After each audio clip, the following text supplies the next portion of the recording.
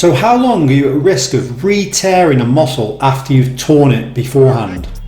And that's what this study looked at. They basically looked at a load of Australian rules football players, and they looked at them over a 23-year span of time. They also had a large number to look at. They looked at 3,600 players who had been injured in various muscles.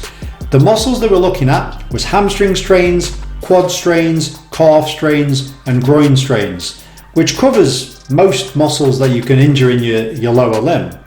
And they were looking at obviously how long they were at increased risk for and how much the increased risk was individually for each muscle that was injured over this span of time. So a large number of people over a large span of time is going to give fairly accurate depiction of the amount of likelihood of re-tearing. So anyway, this is what they found. Overall, they found that it was the 15-week period after injury was the key zone.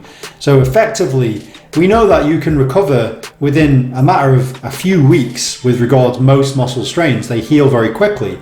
But for 15 weeks, they're at higher risk of injury, which is long after their rehabilitation has probably stopped. They'll be training properly, playing properly, and everything else. So this also highlights that for 15 weeks, the rehab maybe should continue. This is something which maybe is worth considering. So even though they're back, you should continue to keep driving and driving and driving at their rehab to minimize the re-tear risk in that 15-week period.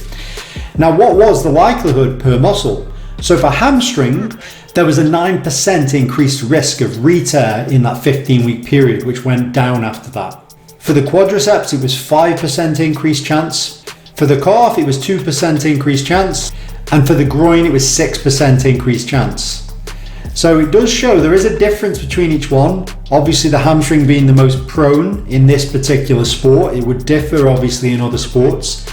But obviously it shows, like I said before, we need to think about rehabbing them more completely. It's not like, oh, the back plane, job done, don't need to do anything else. We probably need to go further with this and continue to rehab even though they're playing for that 15-week period of time. So anyway, that's it for this video, and I'll see you next time.